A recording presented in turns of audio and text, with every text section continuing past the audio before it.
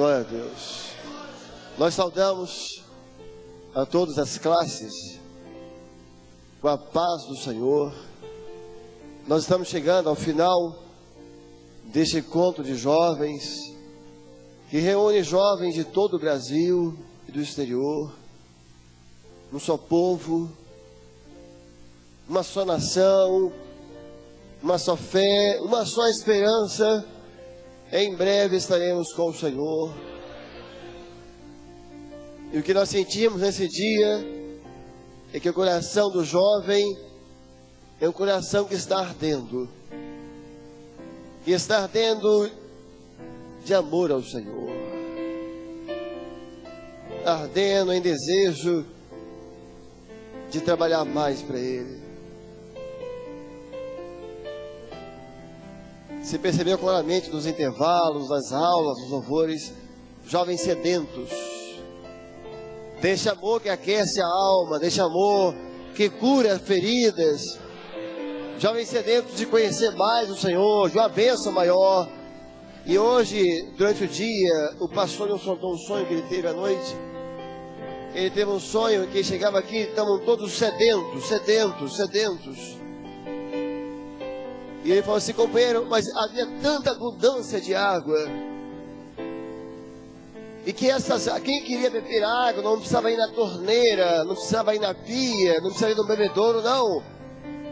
A pessoa fazia assim com as mãos, e as mãos se enchiam de água. A pessoa pegava um copo, o copo se enchia de água. Eram águas que vinham direto do trono de glória do Senhor. Louvado seja o nome do Senhor. Meus irmãos, nós vamos glorificar, porque aqui muitos jovens, e em todo o Brasil, que estão aqui, passaram por lutas, mas estão glorificando o Senhor. As jovens que têm pai alcoólatra, as jovens que estão desempregados, as jovens que não sabem se ter comida até o fim do mês, as jovens passando por lutas, mas estão glorificando. Porque nós encontramos um grande amor. Nós encontramos o amor que aqueceu a nossa alma. Nós encontramos o amor que curou as feridas do nosso coração. E juntos agora todo o Brasil e o Senhor, nós vamos cantar juntos esse louvor. Encontrei um grande amor. Declarando juntos.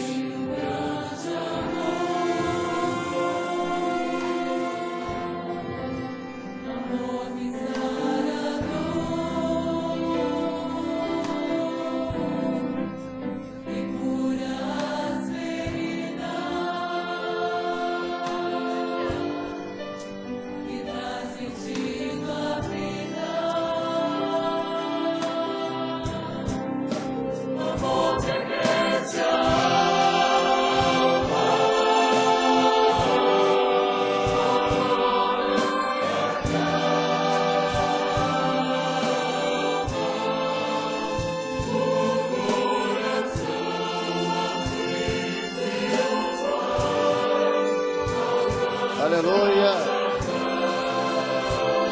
Os homens, os varões, as irmãs glorificando o Senhor. Glória a Jesus. Glória a Jesus.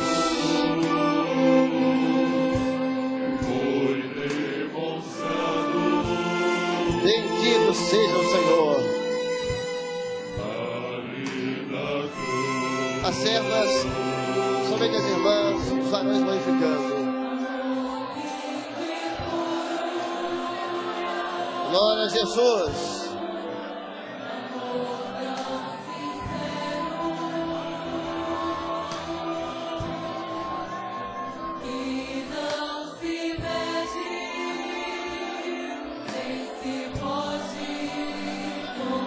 Glória a Jesus.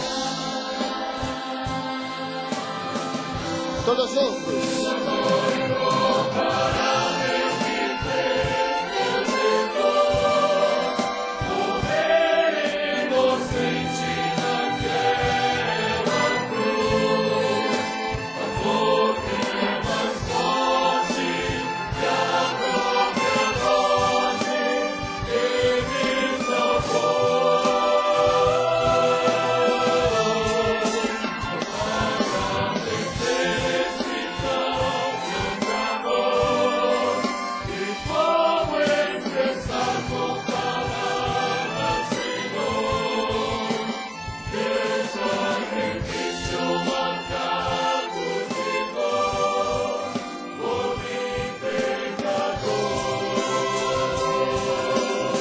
juntos.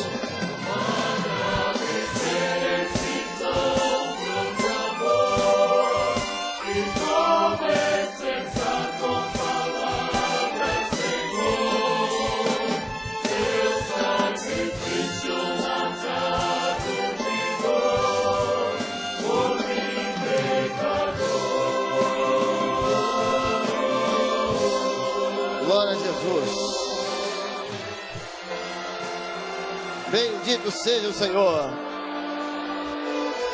Aqueles que querem uma bênção, se você tem água da vida, o Senhor já abriu as fontes do céu. É só estender a mão e o Senhor vai encher a sua mão de bênção. Glória a Jesus.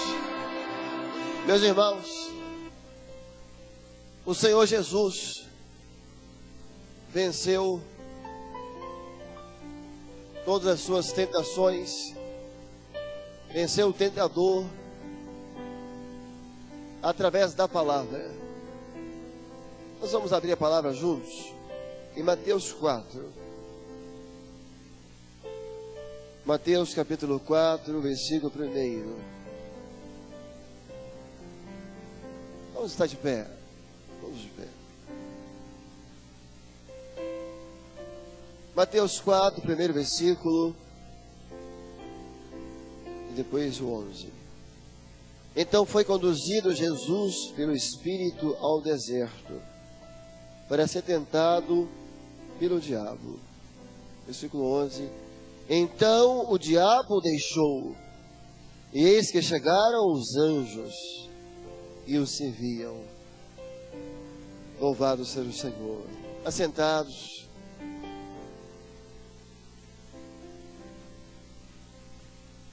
O apóstolo João, que também é chamado por muitos o apóstolo do amor, aquele que andou com Jesus por 3 anos, na sua epístola, ele faz uma recomendação: filhinhos, não pequeis. Mas se alguém pecar, nós temos um advogado junto ao Pai, Jesus Cristo, o justo.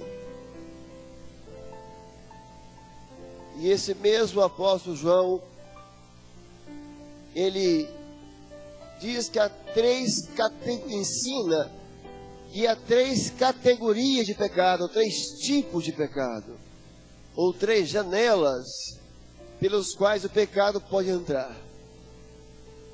O desejo da carne,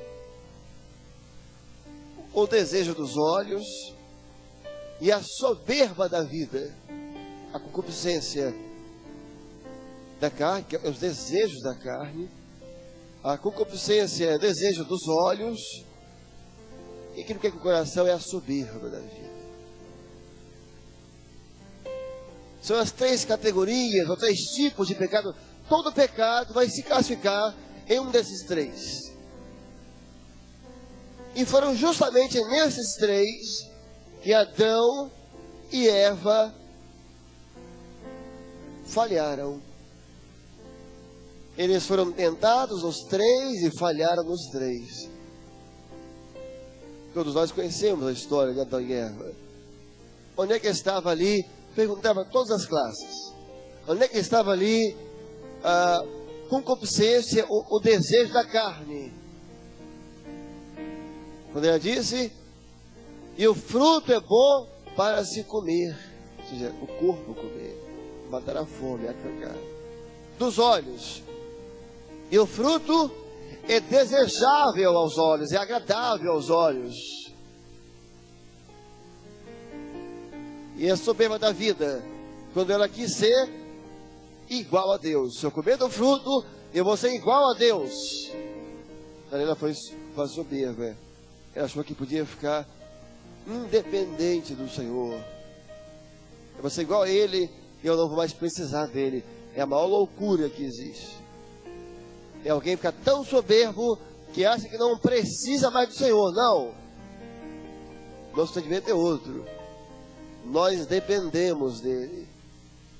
nós respiramos o seu amor, somos sustentados pelo seu poder, preservados pela sua misericórdia, alimentados pela sua palavra, e de glória em glória, de bênção em bênção, um dia nós estaremos com ele. E interessante que para as classes de jovens é que a palavra mostra que Eva foi enganada, mas Adão não foi. 2 Coríntios 11, 3 fala assim: e a serpente enganou a Eva, ela foi enganada. Mas lá em 1 Timóteo 2,16 fala assim: e Adão não foi enganado, mas a mulher. Por que Adão não foi enganado? Ela foi enganada.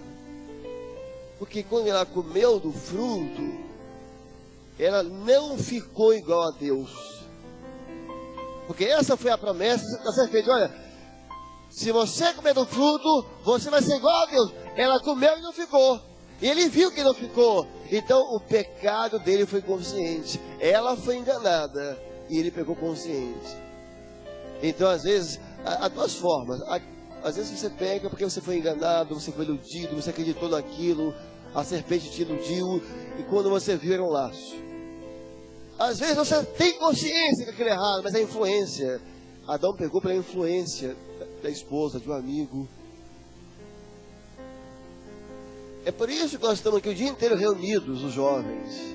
Não é porque nós somos bonzinhos, é porque nós estamos o dia inteiro nos alimentando da palavra. E a palavra desfaz o engano. Os nossos jovens não vão ser enganados, porque a palavra quebra o laço, desfaz o engano e nos leva a fazer uma escolha. Nós queremos servir ao Senhor. E conscientes, não vamos pecar conscientes, nós somos conscientes, o satélite pode voltar. Nós estamos conscientes da nossa escolha. Nós estamos, irmãos, lá como o Salmo 124. A minha alma escapou. A minha alma escapou como o pássaro do laço do passarinheiro. O laço quebrou e nós escapamos. Por que o passarinheiro quer prender o passarinho? Porque ele é pequenininho. Por quê? Por causa do canto. O pássaro tem um canto, ele canta. E o passarinheiro vem e coloca ali uma coisinha para atrair, que é justamente onde é o seu ponto fraco. Ele coloca para você vir e te pôr. Porque na verdade ele quer te engaiolar. Porque ele não está interessado naquele pássaro pequenininho, ele quer o canto do pássaro. O pássaro quer levar para a casa dele para cantar para ele. É por isso que tantas ciladas são armadas para vós, jovens. Porque nós somos pequenos como os pássaros. Somos pequenos, somos fracos, mas nós temos um cântico. Nós temos um louvor. Nós temos uma glorificação. Nós cantamos ao Deus vivo. Nós louvamos ao Senhor da ressurreição. Nós cantamos aquele que restaura os lares. E o nosso louvor não está cativo. Nós não estamos engaiolados pelo pecado. O laço quebrou e nós escapamos para nessa tarde glorificar e bem dizer ao Senhor da nossa vida. Como não entoar esse louvor? Aleluia! Glória a Jesus! Glória a Deus! Somos como os pássaros que estão livres para louvar ao Senhor. Meus irmãos, e o Senhor Jesus, Deus Filho, se fez homem para vencer nas 3 tentações que Adão e Eva falharam. Jesus veio restaurar aquilo que o pecado havia destruído. Ele ia erguer novamente. Ele é o último Adão. E ele ia passar pelas 3 tentações. E ele vence as 3. E ele vence pela palavra. Está escrito: Está escrito: nem só de pão viverá o homem, mas de toda palavra que sai da boca de Deus. Está escrito: só ao Senhor teu Deus adorarás, e só a Ele servirás. Ele passa pelas três. A primeira, depois de ter jejuado 40 dias e 40 noites, teve fome. Ele estava no deserto. O tentador aparece e diz: transforma essas pedras em pães. Ali era o desejo da carne. A carne estava com fome, 40 dias sem comer. Mas ele resistiu. Está escrito: nem só de pão, mas de toda palavra que sai da boca de Deus. Os jovens passaram o dia inteiro se alimentando de toda a palavra que sai da boca de Deus. Depois levou para o pináculo do templo e levou a santa cidade, Jerusalém, ao pináculo do templo. Se lança daqui abaixo, porque tu és o Filho de Deus. Está escrito nos Salmos: e dará ordem aos teus anjos para que não tropece em nenhuma pedra. Ele: não tentarás o teu Deus. Está escrito: não tentarás. Ou seja, ia ser a soberba da vida. Eu sou filho de Deus, posso me jogar. Se ele se jogasse, ele estaria tentando. A terceira, levou ao alto monte e mostrou a glória de todos os reinos da terra. Olha, tudo isso te darei. E mostrou, ele viu, mas ele negou, porque ele era santo, porque ele não buscava o reino dessa vida. Ele veio trazer o reino. Ele não veio buscar o reino dessa vida. Ele trouxe o reino que jamais passará. O reino onde os homens são transformados. O reino onde lares são erguidos. O reino onde o jovem cativo é liberto para louvar ao Deus da sua salvação. Ele vence as três e restaura aquilo que Adão destruiu. A morte veio pelo Adão, mas a vida veio por Jesus Cristo, nosso Senhor. E é interessante, jovens, né? Que um tinha tudo para não pecar e pecou. O outro tinha tudo para pecar e não pecou.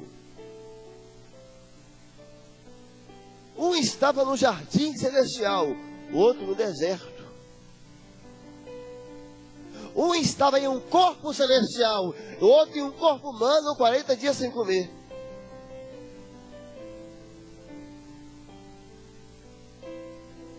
Um que tinha tudo para não pecar, pecou. E o outro tinha tudo para pecar, não pecou. Então o que importa não é onde você está, mas é onde está o seu coração. Essa que é a diferença. Quando o seu coração está no Senhor, você pode estar no deserto, você vai dizer não, não, não ao mundo, porque a minha vida pertence ao Senhor. Mas se o seu coração não tem no Senhor, você pode estar no jardim celestial, em um corpo celestial, e você não vai. O que importa é onde está o seu coração. Se o meu coração está em ti, se o meu coração está apegado a ti. José, filho de Jacó, estava lá no Egito. Ninguém conhecia ele, um desconhecido. A mulher de Potifar veio, ele rejeitou, porque o coração dele estava no Senhor. É importante dizer glória a Deus, aleluia, mas tão importante é, meu coração está no Senhor. Porque quando vier a prova, ou quando vier a tentação, se você vai estar num palácio ou no deserto, se você vai estar entre irmãos da igreja ou na faculdade que ninguém te conhece, o que importa é isso. Se o seu coração estiver com o Senhor vai estar com você, você vai vencer pela palavra, e o laço vai quebrar, e você vai continuar cantando os louvores do Senhor. Veja aonde foi a primeira tentação. Onde foi? A classe pode dizer, as classes. Ele tinha jejuado, estava 40 dias e 40 noites sem comer. Aonde veio a tentação? Na fragilidade. O tentador veio, ele está com fome. Então eu vou dar o que ele está querendo. E eu vou dar o que o corpo dele está precisando. O que a carne dele está precisando. Então foi na fraqueza.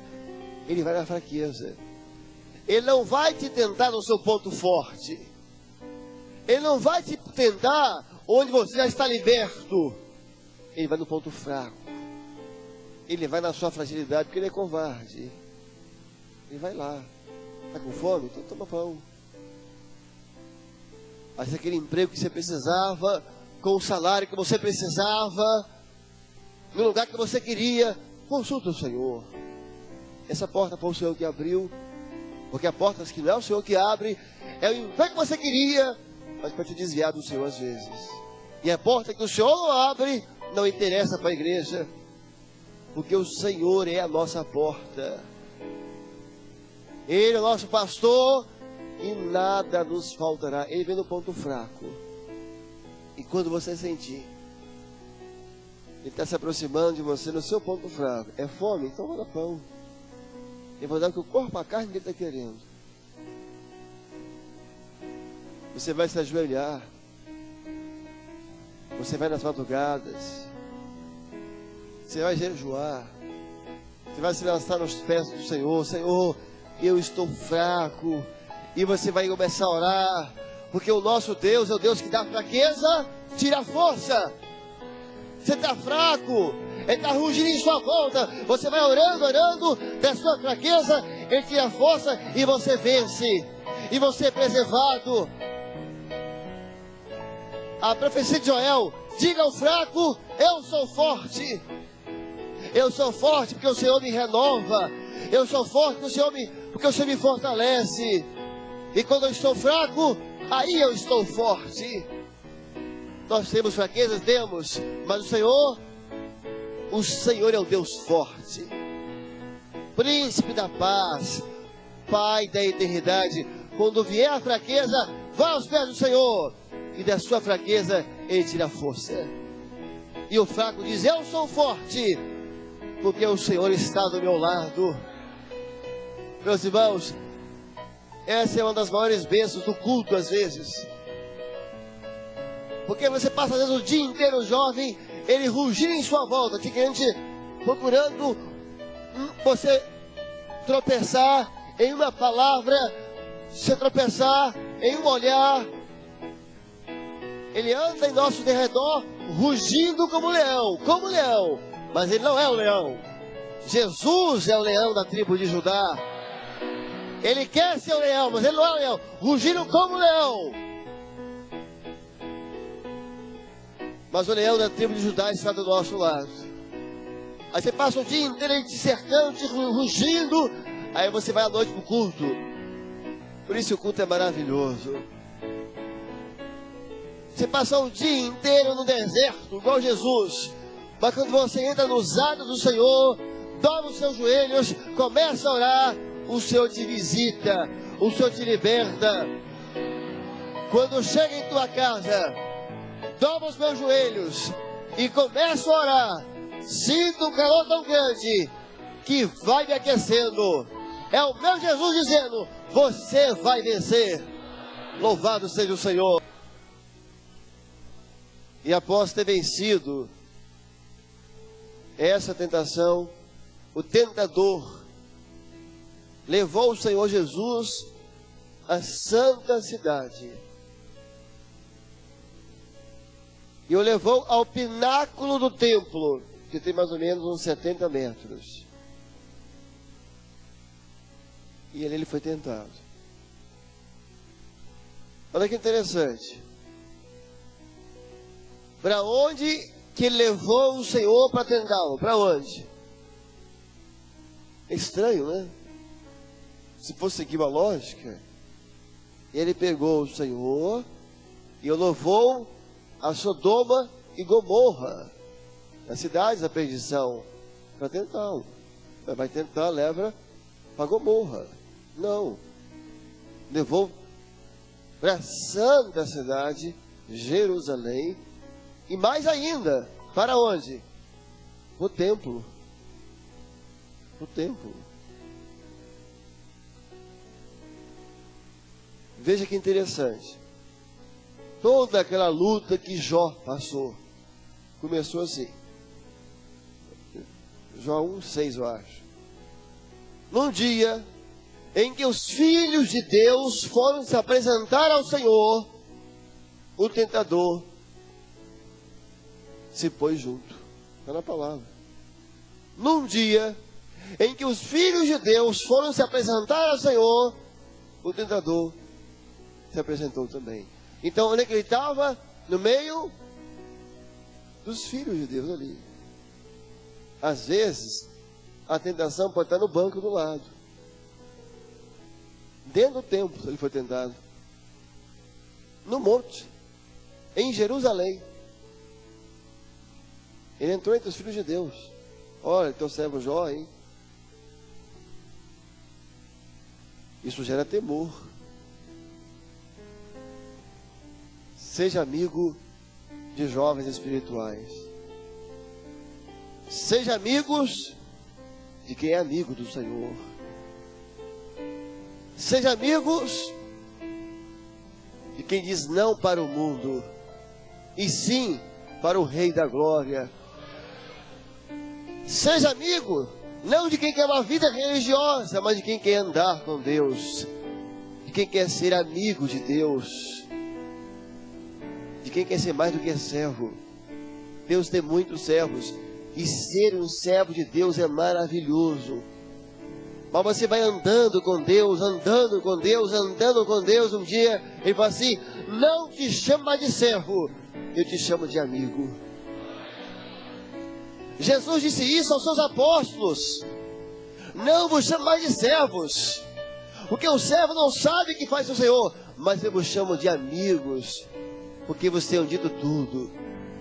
Nós podemos botar isso como uma meta: Senhor, eu sou teu servo, isso é maravilhoso, mas eu quero andar com Deus, andar com Deus, andar, buscar, viver, me entregar. Até um dia eu ouvi: não te chama de servo, agora tu és o meu amigo. Agora tu irás ouvir a minha voz no teu ouvido, tu terás sonhos da eternidade. Agora nós vamos andar juntos. Agora o servo recebe ordens, o amigo se conversa. O servo, o Senhor dá ordens, e quando ele dá ordem para a gente é maravilhoso, nós cumprimos. Mas quando você é amigo, ele conversa com você.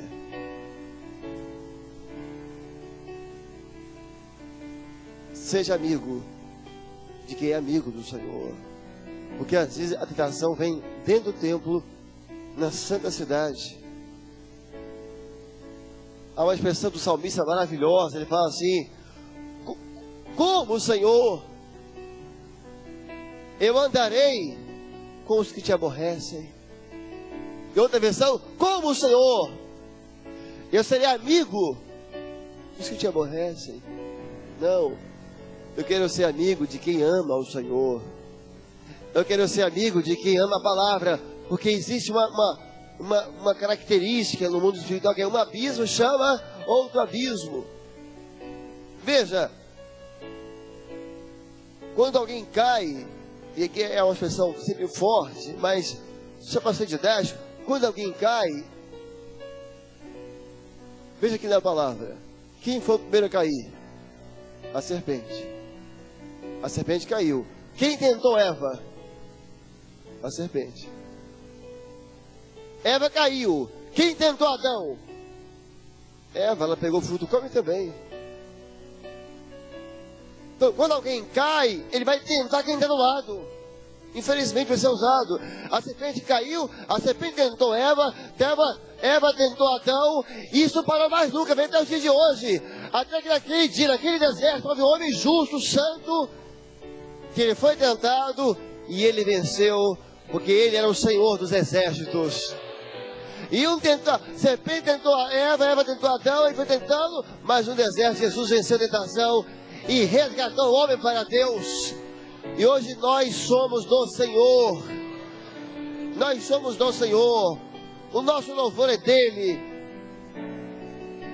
É maravilhoso você poder dizer isso. Eu sou teu, Senhor. Foi a expressão do salmista no Salmo 119. Eu sou teu, Senhor. Se você é jovem, pode dizer isso. Senhor, eu sou teu. Então glorifica o Senhor por isso. Eu não sou do mundo. Eu não sou do pecado. Mas como a igreja dizia, eu sou do meu amado. E o meu amado é meu. Eu te pertenço, Senhor. E é por isso que eu te glorifico todos os dias da minha vida. Veja só, irmãos. O que ele fez com o Senhor? Levou ele no pináculo do templo, lá em cima, 70 metros. Jesus resistiu. Disse não. Aí vem a terceira. A terceira levou um lugar mais alto ainda, ao alto monte. Quando ele quer tentar alguém, o que ele faz? Coloca lá em cima. Não caiu, mais alto ainda. Mas ele levanta, sabe para que ele levanta? Para derrubar. O pináculo do templo se joga lá embaixo agora. No alto monte, mas se ajoelha agora, desce. Ele te levanta para te destruir. Ele eleva para a queda. Aí quando você vai para o mundo, você é linda. Se você não for, não vai ter a festa. Você é mais talentoso. Você é diferente. Não só serve você. Você é muito inteligente. Você vai para o mundo te dá flores. Mas depois você vai ver um escravo do pecado. Você vai para o mundo, você é o melhor. Mas depois ele te escraviza. Jesus é diferente. A operação dele é oposta. Quando Maria e José foram ao templo consagrar Jesus, Simeão estava no templo, levado pelo Espírito. E pelo Espírito, Simeão foi levado ao templo. E quando Maria e José entraram, o Senhor falou: esse é o Messias, esse é o Salvador. E diz a palavra que Simeão não se conteve e pegou a criança no braço e glorificou a Deus. Senhor, despede o teu servo em paz, porque os meus olhos já viram a salvação. E ele disse assim: porque esse está posto para queda e elevação. É o oposto. O tentador levanta para derrubar. O Senhor derruba para levantar algo maravilhoso. Esse está posto para queda e elevação. Ele derruba o velho homem e levanta o homem novo. Ele derruba o pecado e levanta o jovem cheio de santificação. Quando Saulo estava indo para Damasco e caiu por terra, fala: Senhor, Saulo, Senhor, o que tu queres que eu te faça? Ali caiu aquele homem arrogante. Foi a queda de um homem arrogante e soberbo, e levantou um apóstolo de Deus. E durante esse dia, Deus fez isso em muitos corações aqui. O Senhor derrubou as dúvidas, derrubou o pecado e levantou um novo louvor nos nossos corações. E levantou uma nova esperança. Jovens que estavam abatidos, o Senhor levantou. Lembre-se sempre disso. O Senhor derruba, o Senhor é para levantar. É queda e elevação. Se você um dia passou uma prova muito grande, uma prova terrível, está tudo dando errado, a saúde não está bem, as portas se fecharam, os amigos se afastaram, o Senhor te colocou lá embaixo, não sabe, ele te pôs lá embaixo, então é porque Ele vai te levantar. Ele te derrubou, então Ele vai te levantar, e quando Ele te levantar, a vitória vai ser muito maior ainda. Ana, quando Samuel nasceu, Ana entendeu isso.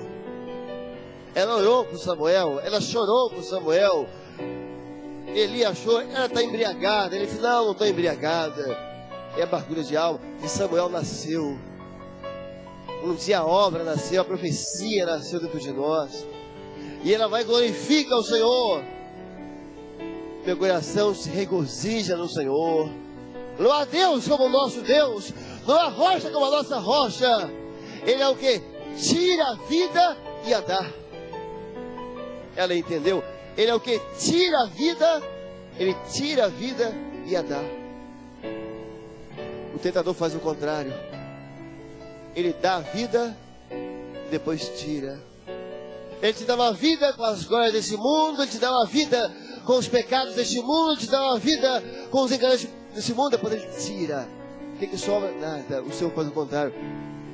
Porque não há Deus como o nosso Deus. O meu coração se regozija no Senhor. Não há rocha como Ele. Ele é o que tira a vida e a dá. Ele tira uma vida triste e dá uma vida alegre. Ele tira uma vida angustiada e dá uma vida cheia de salvação. Ele tira uma vida de incredulidade e dá uma vida que você passa a crer.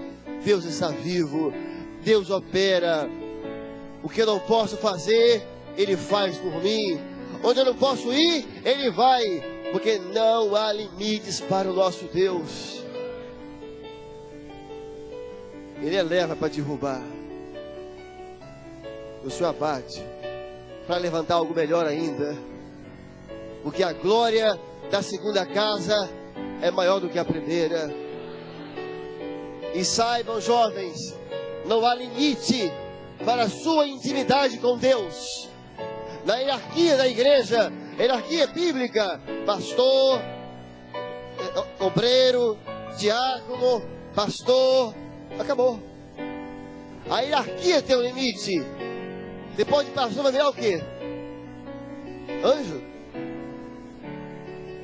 As irmãs, aqui é muitas jovens, a irmã pela palavra não vai ser uma pastora. Há uma hierarquia. E há uma limitação da hierarquia. Mas a nossa intimidade com o Senhor não tem limite. Você pode ser arrebatado pelo Senhor. Você pode conversar com anjos. Você pode ter visão da Nova Jerusalém. Foi essa a palavra de Jesus. Não se coloca uma candeia debaixo de um alqueire. O que é alqueire? Era uma medida humana. De 40, acho que é 40 litros ou 20 litros. A candeia é a sua vida espiritual. De barro, se você cair, quebra. Nós somos uma candeia de barro, frágeis. Mas como todo mundo conhece a candeia, o fundo da candeia, ele é oval assim, porque é para encaixar perfeitamente na palma da mão. Nós somos barro, mas a nossa vida está na palma da mão do Senhor. E esta mão é forte. E Jesus disse, não se pega uma candeia e se põe debaixo de um alqueire. O alqueire é uma medida. Não se faz isso. Não se põe medidas na vida espiritual de um homem espiritual. Não se põe medidas na vida espiritual de quem está jejuando. Não há limites, não há medidas. Deus pode tudo. Ele pode curar um câncer, ele ressuscita um morto. Ele pode te arrebatar. Você pode ter uma visão com a Jerusalém celestial. Você pode conversar com o anjo.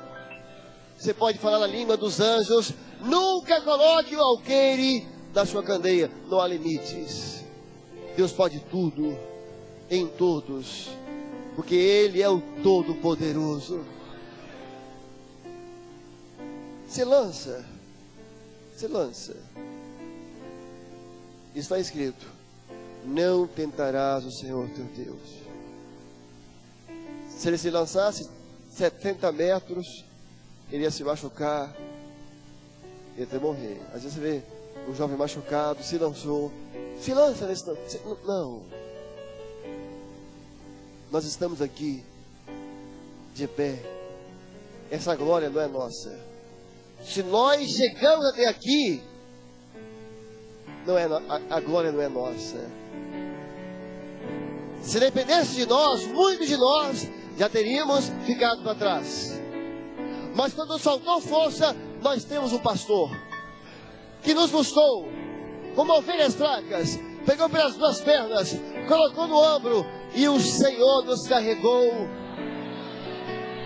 Quando nos faltou força, nós fomos carregados nos ombros desse pastor. Se chegamos até aqui, toda glória, todo louvor é do Senhor nosso Deus. Vendavais passaram, lutas passaram, nada nos faltou, porque o Senhor é nossa força e o Senhor é nosso sustento. Glória a Jesus. E chegamos na última tentação. Na última, ele levou o Senhor ao alto monte. Não foi um monte, foi um alto monte. E mostrou a glória de todos os reinos da terra. Disse: tudo isso eu te darei. Tudo. Na verdade, o que ele queria era evitar o Calvário. Ele queria evitar que houvesse sangue derramado. Porque sem sangue derramado não há remissão de pecados. Sem derramamento de sangue não há remissão. No milênio, o Senhor Jesus no milênio vai governar todos os povos e nações por 1000 anos. O reino perfeito dele. Ele tenta antecipar, era a proposta. Olha, todos os reinos é seu. Aquilo que Jesus receberia só depois da ressurreição é seu. Recebe tudo. Ele queria evitar o Calvário. Eu te dou tudo que é meu, mas não morre, não vai para o Calvário, não derrama sangue. Que se não derramasse sangue, não haveria salvação. E Jesus disse não. Jesus recusou por muitos motivos, e um deles é cada um de nós. Eu preciso ir ao Calvário. Eu preciso morrer pelo homem, porque eu vou resgatá-lo para o Pai Celestial. Eu vou à cruz. Ele recusa. Não quero. Jesus escolheu o caminho mais difícil, a cruz, pensando em nós. Eu vou. Porque quando Adão foi expulso do Éden, enquanto Adão foi inocente, porque o céu é lugar dos inocentes, enquanto ele era inocente, ele estava no jardim. Quando ele pecou e teve consciência, ele foi expulso. E Deus colocou 2 querubins com espadas inflamadas, guardando a entrada. Agora Jesus morre naquela rude cruz, maldita cruz. Ele ressuscita, porque Ele é o Senhor da vida. Ele volta. O inocente voltava ao jardim. Ele chega diante daqueles 2 anjos, do certo, que guardavam. Eles veem o Senhor. Eles abrem a espada, porque Jesus podia entrar, porque era santo, porque não tinha pecado nele, porque ele venceu a morte, porque ele é a raiz de uma terra seca, a raiz de Jessé. O inocente voltava. Quando ele entrou, os anjos tiraram a espada e o caminho ficou aberto para a igreja fiel.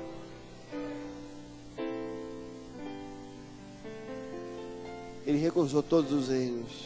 Eu preciso morrer. Eu vou passar por aquela cruz maldita, mas eu vou vencer a morte,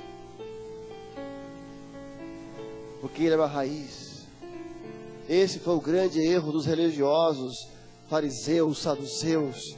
Jesus é a raiz da terra seca. Jesus, a raiz de Jessé. Se você pegar uma raiz e enterrar, abrir um sepulcro e enterrar, o que acontece com essa raiz? Daqui a uns dias vai brotar. Jesus é a raiz da vida. Ele foi sepultado, enterrado, mas no 3º dia a vida brotou e Jesus ressuscitou. E Ele está presente em cada sala agora, visitando, operando, renovando. Todos os reinos. Quais são os reinos que ele ofereceu? Quais são os reinos que ele tem? O reino da perdição?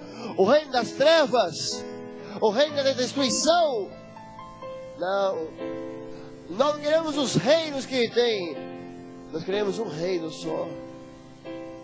O reino celestial do Pai. O reino que nunca vai acabar. O reino onde a glória do Pai está presente. O reino onde o abatido é levantado. O reino onde pecados são perdoados. O reino onde jovens falam em língua dos anjos. O reino onde jovens profetizam. O reino onde jovens com ousadia falam: Deus está vivo e Ele confirma. O reino de jovens transformados. O reino de jovens que dão um brado: eu pertenço ao Senhor. O reino de fé. O reino de renúncias. O reino onde nós somos felizes na presença do Senhor. A proposta dele foi essa: tudo, eu te dou tudo. Tudo que você quer, jovem, tudo. Te dou tudo. Se você prostrar aqui. Vocês acham que depois que Jesus se prostrasse, ele ia dar alguma coisa? Ele é o pai da mentira. Mas essa é a proposta dele: tudo. Tudo que você quer, ele te dá. Para depois te colocar prostrado diante das angústias da vida, dos vícios. Nós estamos aqui encerrando esse encontro de jovens diante de duas propostas: tudo e nada. Ele ofereceu tudo, o Senhor oferece nada. O Senhor é meu pastor e nada me faltará. O que você quer? O tudo com Ele ou nada com o Senhor? Porque o tudo com Ele é nada. O tudo com Ele é nada. O nada com o Senhor é tudo que nós precisamos. O nada com o Senhor é a glória. O nada com o Senhor é um dia entrar pelos portais de Jerusalém. O tudo com Ele é um fim prostrado, encurvado. E o nada com Ele, o nada com o Senhor, é nada faltará. Não vai faltar revelação. Não vai faltar a voz do Senhor. Não vai faltar libertação. Não vai faltar outros dias como esse. Hoje o dia inteiro, os jovens ouvindo a palavra. Jesus venceu pela palavra. Está escrito, está escrito. Hoje os jovens passaram o dia inteiro ouvindo. Está escrito, está escrito. E vós jovens, a palavra diz: vós jovens, vós sois fortes, porque já venceste o maligno. Hoje o Senhor fortaleceu os jovens para não negociar a vida da morte, para recusar as 4 propostas de Faraó, para testemunhar para o mundo que serviu o Senhor maravilhoso, para não ser filhos, mas ser profetas de Deus. Tudo com Ele é nada, e o nada com o nosso Deus é tudo. É um dia encontrar com aquele que é o Senhor da nossa vida, e você vai vê-lo e vai dizer: meu Senhor, como foi bom. Senhor, valeu a pena cada prova. Valeu a pena ser rejeitado na faculdade. Valeu a pena ser chincalhado. Valeu a pena deixar tudo, porque agora eu estou aqui para cantar glória. Glória. Glória ao autor da minha fé. Glória. Glória ao Senhor. De pé, irmãos.